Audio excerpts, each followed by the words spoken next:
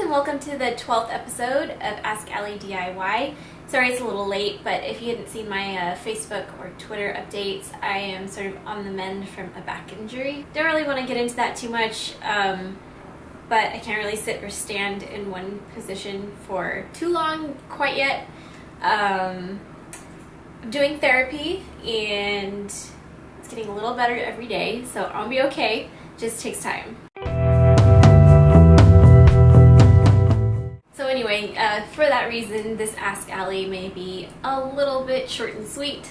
Just heads up, that's why that is, in case it is. But let's just start with the first question. We have, thank you for your question, 20Mike93. I probably mentioned this in another Ask Ally. My favorite color is green. I probably wouldn't own a green car. My favorite color for a car is white. You know what's funny is that I generally don't really like blue for a car, but for some reason the blue in our Mazda Speed 3 is probably my favorite color blue that Mazda has ever made for any car. Thank you for your question, Josh Lopez.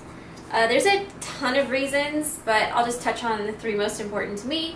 The first thing was styling. I felt that the first generation was a bit too muted and possibly looked a little too similar to the Mazda 3. When someone looks at the Speed 3, I want it to be obvious that that's what it was and not just another economy Mazda 3. More like a performance version like the Evo or WRX.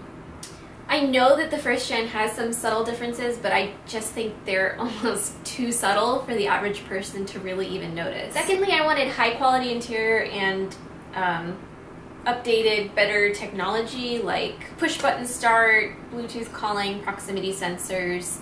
I had a first gen 3 and it just, the interiors felt like it was straight out of the early 2000s. Third, I didn't want to deal with the timing chain recall. It's an expensive fix. If you want to see a list of all the reasons, check out this one that I wrote out.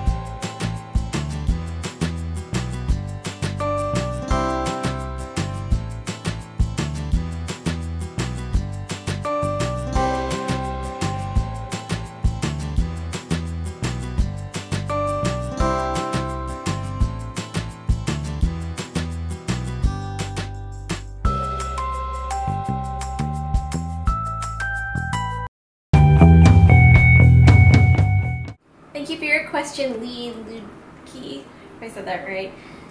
You know, I've thought about it a lot since starting Everything DIY's channel, and I even have another channel with, it was sort of meant to be a placeholder in case we ever decided to actually start a vlog channel. It doesn't have any videos or anything on it, it's just kind of sitting there with a profile picture, name, and banner, just in case we decided to do anything with it. I don't plan on pointing it out to you guys until or if we even decide to start using it. The trailer for Everything DIY itself undoubtedly also kind of alludes to the possibility of there being a vlog channel, because there's clips at the end of me kind of doing things out in the world that aren't really related to DIY or cars. At the time that I made that trailer, starting a vlog channel seemed inevitable, and a lot of my favorite YouTubers from the past were primarily vloggers. However, lately I've sort of been leaning toward the no vlogs side of things. I've just seen so many vloggers lately who have put so much of their personal lives out there on the internet for so many years for people to scrutinize, and their lives or interpersonal relationships were practically ruined for it. I'm also generally pretty shy, if you can believe it. I know it seems weird me putting myself on the internet like this and saying I'm shy, but in general, yes, I am pretty shy. So it would be quite difficult for me to put my personal life on the internet, which, you know, would allow other people to watch it, obviously, then comment on it and be critical of. I'm not totally ruling it out. Excuse me. I'm not totally ruling out the idea. I just think at this stage, it's not something I'm quite ready for yet. Thank you for your question, Tahoe Pimp 2039. Honestly, I think I get a lot more advice than another car-based YouTuber who is male would. Constructive criticism is one thing, but I get quite a few condescending remarks.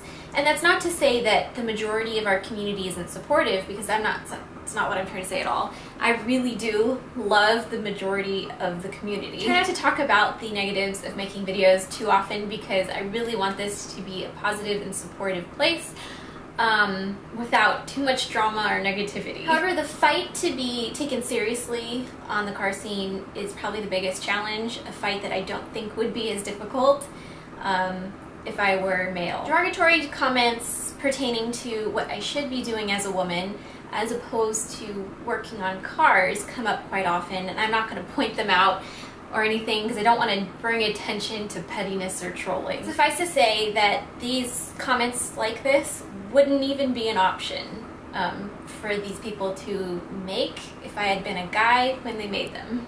While it generally irks me that people can't be a bit more progressive and open-minded in this day and age, I try not to really care what they say and do what I do anyway. Alright guys, so that's this month's episode of AskAllyDIY. Sorry it was late and short and sweet, but like I said, I am about to get up off this chair and be in some other position for a while. Yeah, as usual, if you like this one, please thumb it up. If you want to see more from us and are new, subscribe.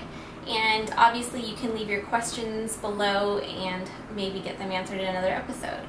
But I'll see you in the next one. Bye!